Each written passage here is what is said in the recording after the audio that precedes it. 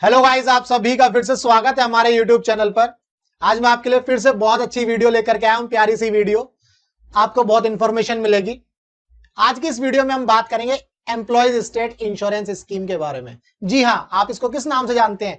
ESI scheme के नाम से जानते हैं। ये जो ईएसआई स्कीम है ना, ये बिल्कुल इंश्योरेंस की तरह ही है। जैसे आप कार का इंश्योरेंस कराते हो, बाइक का इंश्योरेंस कराते हो, या घर का इंश्योरेंस कराते हो, अपने मोबाइल का इंश्योरेंस कराते हो यार, ये बिल्कुल इंश्योरेंस की तरह ही है। बट बहुत बड़े डिफरेंसेस हैं नॉर्मल इंश्योरेंस से और इस इंश्योरेंस स्कीम के अंदर। क्या डिफरेंसेस हैं उसको भी समझेंगे हम, और ईएसआई स्कीम के क्या फायदे हैं इस वीडियो में हम ये भी देखेंगे। सैलरी के कौन से कंपोनेंट ईएसआई स्कीम के अंदर आते हैं और किस कंपोनेंट पर ईएसआई स्कीम के अकॉर्डिंग जो है कंट्रीब्यूशन कटता है एम्प्लॉय का, ये भी हम बात करेंगे। तो चलिए इस स्कीम को समझते हैं। आप यहां पर देख रहे हो ये स्लाइड। इस स्कीम के अंदर कवरेज हम देखेंगे कि भाई किस एम्प्लॉय को, मतलब किसी एम्प्लॉय को कैसे कवर करते हैं, कितने अमाउंट पर कवर करते हैं, हम ये समझने की कोशिश करेंगे। इसके बाद कंट्रीब्यूशन देखेंगे, क्या कंट्रीब्यूशन होगा, मतलब कितना परसेंटेज जो है डिडक्ट होगा उसकी सैलरी से, हम यहां पर ये समझने की कोशिश करेंगे। भाई मान लो कोई एम्प्लॉय है, उसका नाम है रामू। रामू एक एम्प्लॉय है, ठीक है। इसकी सितंबर मंथ की सैलरी, सितंबर 2021 की जो सैलरी आएगी वो आएगी 41,200, यानी कि इसके अकाउंट में जो पैसे आएंगे वो 41,200 आएंगे। सितंबर अभी आया नहीं है, हम मान करके चल रहे हैं भाई। तो 41,200 में कौन कौन से कंपोनेंट मैंने कंसीडर किए हैं भाई? मान लो सैलरी इसकी इस महीने की 20,000 रुपए। रामू ने जो पिछले साल बहुत अच्छा काम किया, उसका उसे जो बोनस मिला है उसको मिला 19,200, ठीक है भाई। ओवर टाइम रामू जो इस महीने जो काम करेगा उसमें जो ओवर टाइम आएगा वो आया 2,000 रुपए। तो टोटल रामू के अकाउंट में आएंगे 41,200। अब जब हम कवरेज की बात करेंगे तो इसमें सैलरी कवर करेंगे क्या, ये हम देखेंगे। क्या बोनस, क्या ऐसा लगाते हैं भाई, क्या बोनस कवर करेंगे इसके अंदर, ये भी हम देखेंगे। या ओवर टाइम की बात करेंगे तो ओवर टाइम कवर होगा क्या। इस स्कीम के अंदर सैलरी का जो उसको सैलरी मिलेगी टोटल, उसमें कौन कौन से कंपोनेंट कवर होंगे, इसके बारे में हम बात करेंगे। ये मोटे मोटे कंपोनेंट है, ऐसे और भी बहुत सारे कंपोनेंट्स होते हैं, बट ये मेजर कंपोनेंट होते हैं, तो इनकी बात हम करेंगे। अब इन कंपोनेंट्स में किसके ऊपर कंट्रीब्यूशन कटेगा, जो कंट्रीब्यूशन कटता है ईएसआईसी का, उसके बारे में भी हम बात करेंगे। किस कंपोनेंट पर ईएसआई का जो कंट्रीब्यूशन कटेगा वो हम बात करने वाले हैं। तो वीडियो को लास्ट तक देखना, बहुत आसानी से समझाऊंगा, बिल्कुल मक्खन की तरह, बिल्कुल पानी की तरह समझाऊंगा। चलो सबसे पहले बात करते हैं what is employees state insurance scheme. ये स्कीम है क्या? देखो यार, जो लोग गरीब हैं, जिनकी सैलरी थोड़ी सी कम है, गरीब तो नहीं बोलूंगा भाई, ऐसा बोल देते हैं, जिनकी सैलरी थोड़ी कम होती है, जो लोग बेचारे जो हैं प्राइवेट हॉस्पिटल में जाकर के अपना जो है इलाज नहीं करवा सकते अच्छे हॉस्पिटल में जाकर के, तो सरकार ने एक स्कीम बनाई है। उसी स्कीम को बोला गया है भाई एम्प्लॉयज स्टेट इंश्योरेंस स्कीम। इसके अंदर जो है ना, उन सभी एम्प्लॉयज को स्वस्थ लाभ दिया जाता है जिन एम्प्लॉयज की जो सैलरी है कम होती है। कितनी कम होती है इसके बारे में भी हम बात करेंगे। अब ये जो स्कीम है किसने दी है? ये ESIC, employees state insurance corporation, ये स्कीम इनके द्वारा दी जाती है। और ये किसके अंडर में काम करती है भाई? श्रम मंत्रालय के अंडर में, मिनिस्ट्री ऑफ लेबर के अंडर में काम करती है। इस स्कीम के तहत जो एम्प्लॉय है उसको बिल्कुल मुफ्त इलाज होता है, उसका बिल्कुल मुफ्त इलाज होता है। कहां पर होता है? ईएसआईसी की जो डिस्पेंसरियां होते हैं या अस्पताल होते हैं वहां पर इलाज होता है। इसमें ईएसआईसी का एक कार्ड बनता है एम्प्लॉय का, उस कार्ड को दिखा करके ही एम्प्लॉय का जो है इलाज होता है। हमारे इंडिया में लगभग 150 से ज्यादा ईएसआईसी के हॉस्पिटल्स हैं, ठीक है भाई। ये तो था बेसिक ईएसआईसी के बारे में। आगे देखो कौन कौन सी कंपनियां आती हैं इसके दायरे में, कौन कौन सी कंपनियां आएंगी भाई, इसके लिए भी बात कर लेते हैं। देखो ऐसी कंपनियां जिसमें 10 या 10 से अधिक कर्मचारी होंगे, वो सभी कंपनियां ईएसआई स्कीम के अंदर आ जाती हैं। अब मैंने बोला 10 या इससे अधिक कर्मचारी होने चाहिए उस कंपनी के अंदर। अब वो कंपनियां कौन कौन सी हो सकती हैं? कोई संस्था हो सकती है, कोई निजी कंपनी हो सकती है, कोई फैक्ट्री हो सकती है, कोई कारखाना हो सकता है, कोई सड़क परिवहन, होटल, रेस्टोरेंट, सिनेमा, समाचार पत्र, दुकान, शैक्षणिक चिकित्सा संस्थान, कुछ भी, कोई भी हो सकता है, लेकिन उसमें के अंदर जो एम्प्लॉई हैं उनकी संख्या कितनी होनी चाहिए? 10 या 10 से ज्यादा। कुछ स्टेट्स ऐसे हैं, कुछ स्टेट्स ऐसे जहां पर अभी भी ये संख्या जो है 20 है, वहां पर 20 या 20 से ज्यादा होंगे तो ईएसआई स्कीम लागू होती है, जैसे महाराष्ट्र और चंडीगढ़। हमारे दिल्ली में तो 10 ही है, महाराष्ट्र और चंडीगढ़ 20, यहां पर भी चंडीगढ़ में भी 20। अगर एम्प्लॉइज 20 होंगे तो ही ईएसआई स्कीम लागू होगी। क्लियर है? तो ये था कि भाई कौन कौन सी कंपनियां जो है ईएसआई स्कीम के दायरे में आती हैं। आगे इसका रजिस्ट्रेशन कैसे होता है? भाई जितने भी भाई लोग हैं, जितने भी लोग जो ईएसआई स्कीम के अंडर में आते हैं, उनको तो परेशान होने की बिल्कुल जरूरत नहीं है, क्योंकि इसका रजिस्ट्रेशन एम्प्लॉयर करता है, यानी कि आपका मालिक करता है, जिसने आपको नौकरी दी है, जिसके यहां पर आप काम कर रहे हो, ये रजिस्ट्रेशन आपका एम्प्लॉयर करता है। कौन करता है? आपका एम्प्लॉयर करता है। सिर्फ और सिर्फ एम्प्लॉय को क्या करना है? एम्प्लॉय को अपनी सारी की सारी डिटेल देनी है भाई, अपना नाम, अपना पता, घर का पता, अपनी फैमिली की डिटेल और नॉमिनी की डिटेल, वो किसी को नॉमिनेट करना चाहता है अपनी फैमिली में, तो ये डिटेल्स देनी होती है सिर्फ और सिर्फ एक एम्प्लॉय को, अपने एम्प्लॉयर को। ठीक है भाई। अब इसमें क्या होता है? जो एम्प्लॉयर होता है वो एक टीआईसी जनरेट करता है। टीआईसी क्या है? Temporary identification certificate, TIC generate करता है। ये जो टीआईसी होती है सिर्फ और सिर्फ 30 दिन के लिए वैलिड होती है। ये टीआईसी 30 दिन के लिए वैलिड होती है। जब आपके सारे डॉक्यूमेंट वेरीफाई हो जाते हैं, उसके बाद ये ई पहचान बन जाता है, यानी कि परमानेंट आइडेंटिफिकेशन सर्टिफिकेट। जब भैया आपका मतलब जैसे आपको टीआईसी मिल गया है ना, किसी आपके एम्प्लॉयर ने टीआईसी दे दिया आपको, अब 1 महीने तक तो ये वैलिड रहेगा।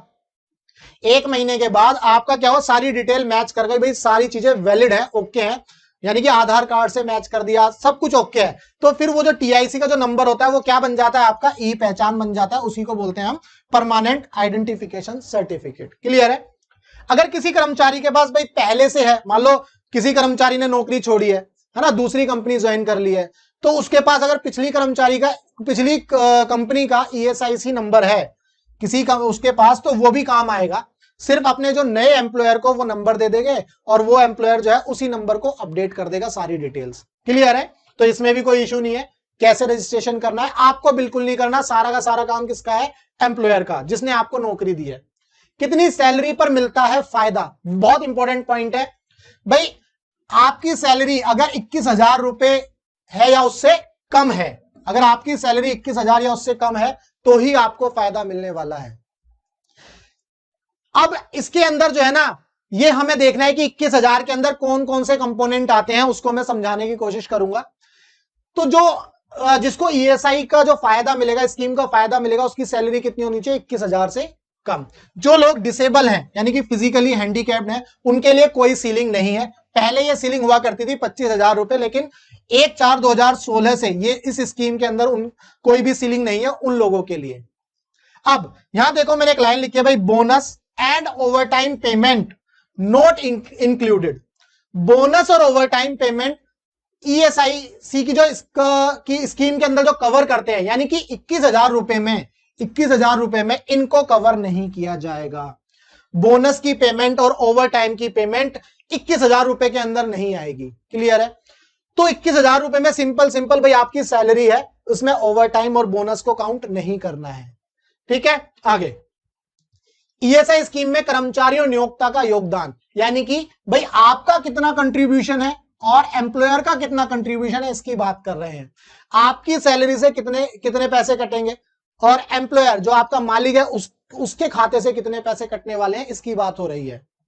ईएसआई स्कीम में देखो यहां पर जो एम्प्लॉय है उसके जो सैलरी से कटेंगे वो 0.75%, 0.75% पैसे कटेंगे एम्प्लॉय की सैलरी से, और एम्प्लॉयर कितने पैसे जमा करेगा भाई? 3.25, यानी कि टोटल 4% जो है ईएसआईसी में जाने वाला है। टोटल 4% ईएसआईसी में जाएगा, जिसमें से 0.75% एम्प्लॉय का है और एम्प्लॉयर जो मालिक है आपका उसका है 3.25%। क्लियर है? तो ईएसआईसी में जाता है 4%। देखो भाई, अब यहां बहुत इंपॉर्टेंट पॉइंट है, इसको ध्यान से सुनो।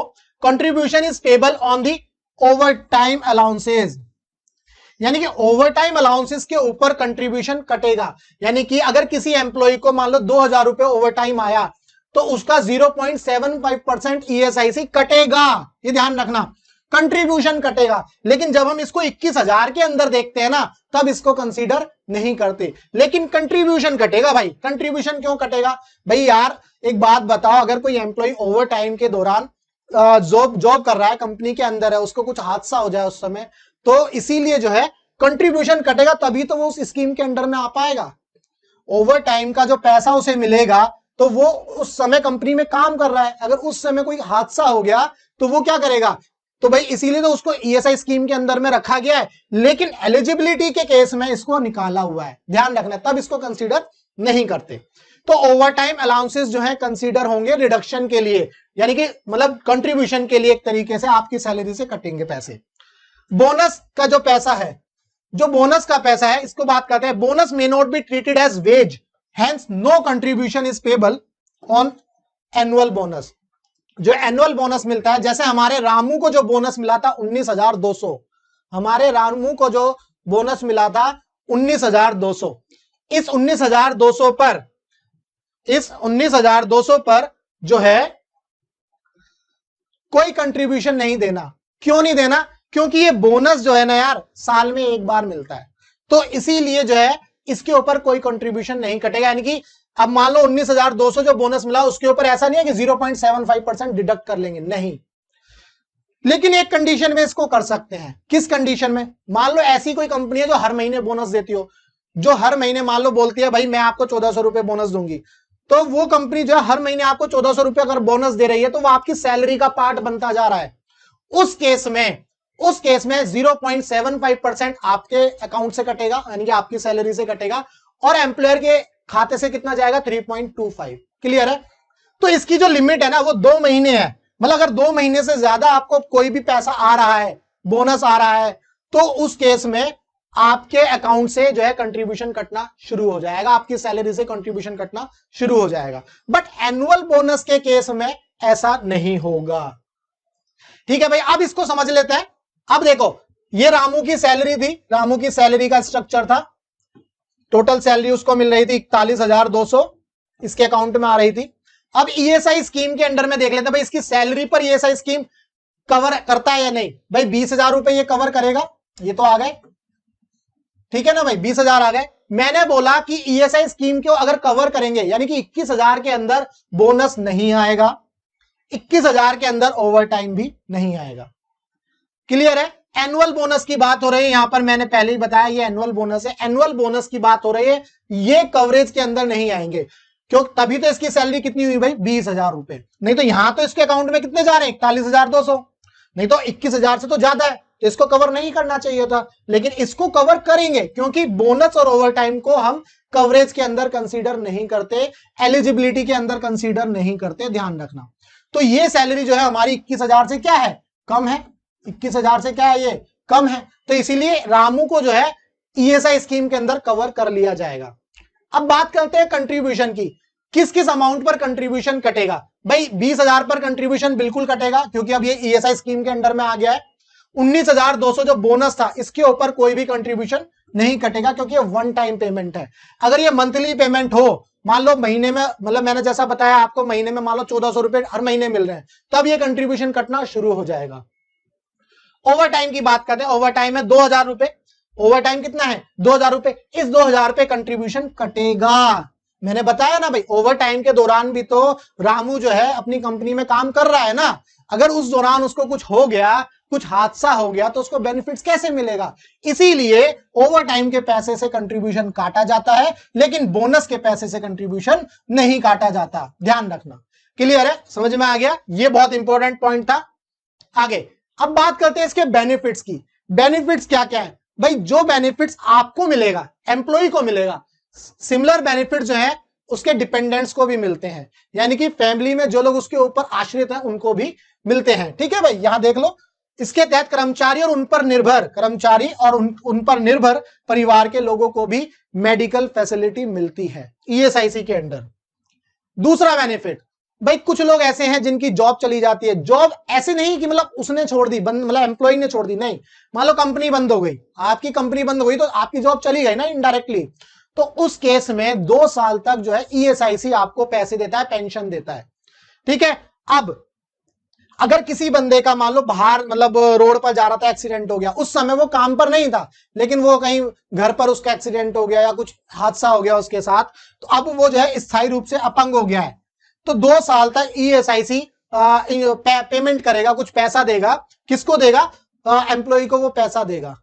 क्लियर है? तो ये वो केस है जब मतलब वो जो बंदा है वो स्थायी रूप से अपंग हो गया हो, लेकिन कहां पर? बाहर, ऑफिस के अंदर नहीं, जहां पर वो काम कर रहा है वहां पर नहीं, बाहर कहीं पर उसका एक्सीडेंट हो गया हो या उसकी नौकरी चली गई हो, किस वजह से? कंपनी बंद हो गई हो। मान लो आपकी कंपनी बंद हो गई, जिस कंपनी में आप काम कर रहे थे कंपनी बंद हो गई, तो अब लेकिन अब अगले 2 साल तक जो ESIC आपको पैसा देगा। क्लियर है? तो ये बेनिफिट नंबर 2 था। तीसरा बेनिफिट, भाई किसी बंदे की जो है, किसी एम्प्लॉय की जो है मृत्यु हो जाती है अचानक, जो है ऑफिस के अंदर कुछ हादसा हो जाता है और उसकी डेथ हो जाती है, तो परिवार के लोगों को क्या दी जाती है? पेंशन दी जाती है। परिवार के लोगों को पेंशन दी जाती है। कौन देता है ये पेंशन? ये ESIC देता है, एम्प्लॉयर नहीं देता। कौन देता है? ESIC। तो एक तरह का इंश्योरेंस ही हो गया। भाई आपकी डेथ हुई तो परिवार को अब इंश्योरेंस कौन देगा? वो पेमेंट कौन करेगा? पेंशन कौन देगा? ESIC देगा। अब डिसेबलमेंट बेनिफिट्स, इसमें क्या है भाई? ये भी वही चीज है जो इससे, तो इसको थोड़ा सा इसके साथ देखेंगे हम।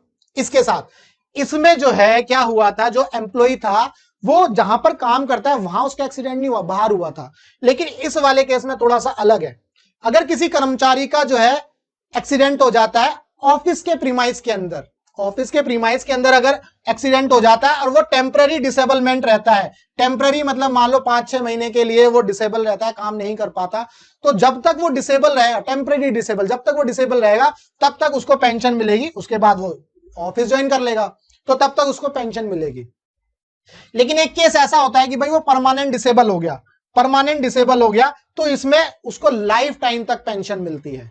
जो आदमी परमानेंट डिसेबल हुआ इस केस में उसको लाइफ टाइम तक जो है पेंशन मिलेगी। ध्यान रखना, इस केस में जो एक्सीडेंट हुआ था वो ऑफिस के प्रीमाइस के अंदर हुआ था, लेकिन इस केस में जो एक्सीडेंट हुआ या ये अपंग हुआ जो भी एम्प्लॉय है, ये ऑफिस के प्रीमाइस के बाहर हुआ। क्लियर है? तो ये था हमारा बेनिफिट नंबर 4। अब बेनिफिट नंबर 5, ये जो है फीमेल्स के लिए बेनिफिट है, बहुत अच्छा बेनिफिट है भाई। कोई मतलब कोई प्रेग्नेंट लेडी जो है मदर बनती है तो उसे 26 हफ्ते का जो है 26 हफ्ते का पूरा पैसा मिलता है। किसी लेडी का जो है मिस कैरेज हो गया, मिस कैरेज के दौरान भी उसे 6 हफ्ते का पूरा पैसा मिलता है। और कमिश्निंग मतलब सरोगेट मदर, उसको जो है कितने 12 हफ्ते का जो है पूरा पैसा मिलता है, 100% पैसा मिलता है। या कोई लेडी जिसने किसी बच्चे को अडॉप्ट किया है तो उसको भी जो है उसे बोलते हैं दत्तक मां, है ना, जिसने किसी बच्चे को अडॉप्ट किया है तो उसको भी जो है 12 सप्ताह का 100% जो है पैसा मिलता है। ये पैसा कौन देता है? ESIC देता है। ठीक है, ये एम्प्लॉयर नहीं देता है। तो ये बेनिफिट नंबर 5 था। अब 6 की बात करते हैं, सिकनेस बेनिफिट। सिकनेस बेनिफिट में क्या होता है कि मान लो किसी बंदे को बीमारी है ना, और वो जो है लगभग मान लेते हैं वो 2-3 महीने तक ऑफिस नहीं जा पाएगा, तो हॉस्पिटल लिख करके दे देगा कि भाई ऐसा यार इस बंदे को प्रॉब्लम है और इसको रेस्ट की जरूरत है, कम से कम 2.5 महीने तक ये ऑफिस नहीं आएगा, मतलब ये जॉब नहीं कर सकता, इसको रेस्ट की प्रॉपर जरूरत है, ट्रीटमेंट चलेगा। क्लियर है? तो उस केस में ESIC जो है 91 दिनों के पैसे 91 डेज के लिए नगद भुगतान करेगा। और वो कितना होगा? लगभग 70% होगा। उसके डेली का जो वेज होगा उसका लगभग 70% होगा। मान लो डेली किसी को 1000 रुपए मिल रहे हैं, तो 70% कितना हो गया? इसका 70% निकाल लो भाई, इसका 70% हम निकाल लेंगे तो लगभग कितना आ जाएगा भाई? 700 रुपए। उसको जो है 700 रुपए लगभग जो है डेली के मिल जाएंगे। कब तक मिलेंगे? 91 दिनों तक, 91 डेज तक। ठीक है भाई, ये था बेनिफिट नंबर 6। अब बात करते हैं बेनिफिट नंबर 7, 8, 9 एक ही साथ देख लेते हैं। भाई कोई बंदा रिटायर हो गया है ना, कोई आदमी, कोई एम्प्लॉय जो है रिटायर हो गया, रिटायरमेंट के बाद उसको यार मेडिकल फैसिलिटी तो चाहिए, तो ESIC में वो फैसिलिटी रहती है। आप ESIC के जो हॉस्पिटल्स हैं, डिस्पेंसरी, वहां पर जाकर इलाज करा सकते हैं। ठीक है। बेनिफिट नंबर 8, मान लो कोई प्रेग्नेंट लेडी है, उसको जो है पूरी प्रॉपर फैसिलिटी नहीं मिल पा रही है ESIC के अपने हॉस्पिटल में, तो वो क्या करेगी कि भाई वो अपने किसी नियरेस्ट जो है प्राइवेट हॉस्पिटल में जा सकती है, प्राइवेट नर्सिंग होम में जा सकती है, जहां पर वो फैसिलिटी अवेलेबल है। तो इसके लिए उसको कितने पैसे मिलते हैं? 7,500 रुपए। बेनिफिट नंबर 9, भाई किसी की मृत्यु हो जाती है किसी एम्प्लॉय की, तो जो है ये कितने पैसे देती है? ईएसआईसी 15,000 रुपए देती है। किसके लिए? अंतिम संस्कार के लिए। किसी एम्प्लॉय की अगर मृत्यु हो जाती है तो उसके लिए जो है कितने पैसे मिलते हैं? 15,000 रुपए मिलते हैं अंतिम संस्कार करने के लिए। ठीक है भाई। तो गाइज ये थी जो है ये बेनिफिट्स है, और ये ईएसआईसी के बारे में था। मैंने बताया आपको क्या क्या बेनिफिट्स मिलते हैं, और सैलरी के किस कंपोनेंट को जो है हम ईएसआईसी के अंडर में रखते हैं, और किस कंपोनेंट पर कंट्रीब्यूशन करता है, ये मैंने बहुत डिटेल में बताया। अब मैं आपको बहुत अच्छे से बहुत सिंपल एक लाइन बताऊंगा, बोलूंगा भाई, उसको ध्यान से सुनना। जितने भी ये बेनिफिट्स हैं, ये जितने भी बेनिफिट्स मैंने बताए, ऐसा नहीं है कि ये सभी एम्प्लॉय को मिलेंगे, ये चीज बहुत क्लियर है। इसमें एक कंडीशन है यार। एक बात बताओ, जैसे आप बाइक का इंश्योरेंस कराते हो तो क्या करते हो भाई? आप बाइक का इंश्योरेंस का पैसा देते हो, तभी तो वो 2 साल के लिए कवर होता है। अब अगर मान लो किसी बंदे ने ईएसआई स्कीम के अंडर में ज्वाइन करा, मतलब वो उसके अंडर में आ गया, और मान लो उसने 1 ही महीने पैसा दिया, मतलब आपके एम्प्लॉयर ने 1 ही महीने पैसा दिया, ठीक है। अब आपने जॉब छोड़ दी, मतलब जॉब या कुछ दिक्कत हो गई, तो अब आप कवर नहीं होगे यार, ठीक है। तो इसमें क्या ना कुछ कंडीशंस हैं कि भाई कितने पीरियड तक ईएसआईसी में आपका कंट्रीब्यूशन जमा होना चाहिए, कितने टाइम तक कंट्रीब्यूशन जमा होना चाहिए। जैसे मान लो 3 महीने तक कम से कम जमा होना चाहिए। जैसे फॉर एग्जांपल इस केस में आपका जो मैंने लिखा है ना कंट्रीब्यूशन 78 डेज, तो यानी कि ईएसआईसी में आपका जो कंट्रीब्यूशन है कम से कम 78 डेज का जमा होना चाहिए, तभी आपको ये बेनिफिट मिलेगा। अब ऐसा नहीं है ना भाई, आप 1 महीने तक, मतलब आपने नई नई कंपनी ज्वाइन करी और कुछ हादसा हो गया और आप ईएसआईसी में चले जाओगे, ऐसा पॉसिबल नहीं है।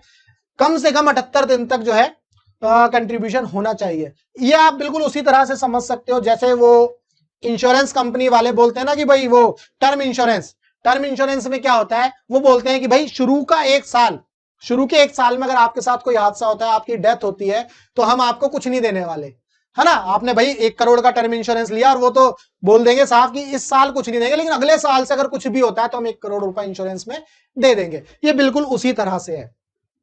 एक टाइम पीरियड तक आपको पैसा जमा करना पड़ेगा, आपको मतलब आपके एम्प्लॉयर को। क्लियर है?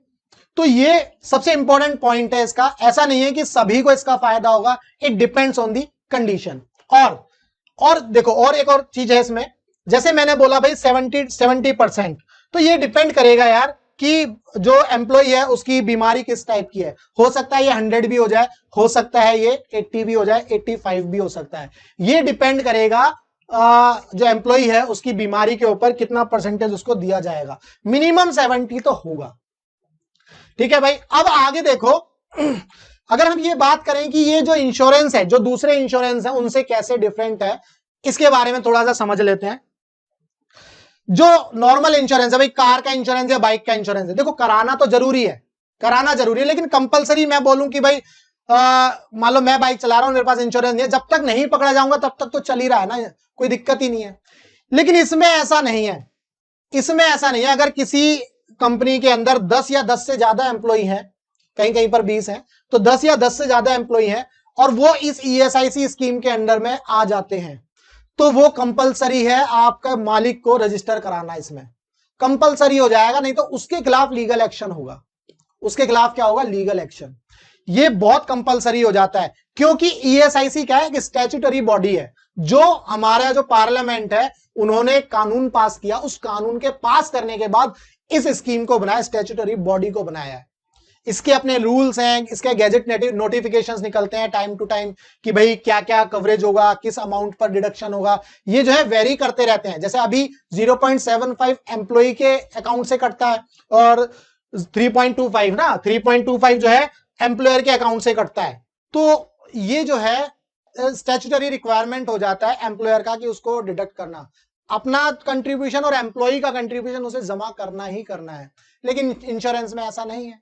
आपको कार का इंश्योरेंस कराना है, भाई आपकी कार ठुक गई तो आपको इंश्योरेंस का पैसा नहीं मिलेगा, चोरी हो गई तो आपका गई कार। अगर आपने इंश्योरेंस करा लिया तो एक बार को आपको सेफ्टी मिल जाती है, सेफ गार्ड मिल जाता है कि कार का पैसा मिल जाएगा, इंश्योरेंस कंपनी वाले दे देंगे। तो ये लेकिन ऐसा नहीं है, यहां पर जो है रिक्वायरमेंट है, स्टैट्यूटरी रिक्वायरमेंट है, एज अदरवाइज लीगल एक्शन हो जाएगा जो एम्प्लॉयर है उसके ऊपर। तो गाइज ये थी जो है आज की वीडियो, जिसके अंदर हमने देखा ईएसआई स्कीम क्या होती है, ईएसआई स्कीम के क्या फायदे हैं, ईएसआई स्कीम के अंदर जो सैलरी के कौन कौन से कंपोनेंट कंसीडर किए जाते हैं 21,000 वाली स्लैब के अंदर, और किस कंपोनेंट पर कंट्रीब्यूशन कटता है, ये भी हमने आज की वीडियो में देखा। तो अगर भाई लोग आपको ये वीडियो अगर अच्छी लगी है ना यार, इस वीडियो को जो है ना लाइक कर दो यार, शेयर कर दो, और हमारे चैनल को सब्सक्राइब कर दो यार, ताकि ये जो इन्फॉर्मेशन है और लोगों तक स्मूथली पहुंचे, वो अच्छे से समझ पाए। मैं एक और चीज कहना चाहूंगा, अगर किसी को भी इसमें कोई डाउट है, किसी को भी उसमें कोई डाउट है, किसी चीज में समझ में नहीं आ रहा है, तो मुझे कमेंट कर सकता है, मैं उसका रिप्लाई जरूर करूंगा। ठीक है, तो चलिए मिलते हैं हम अपने नेक्स्ट वीडियो में इसी टाइप की कोई वेरी वेरी इंफॉर्मेटिव और अमेजिंग वीडियो के साथ। तब तक के लिए गुड बाय, जय हिंद।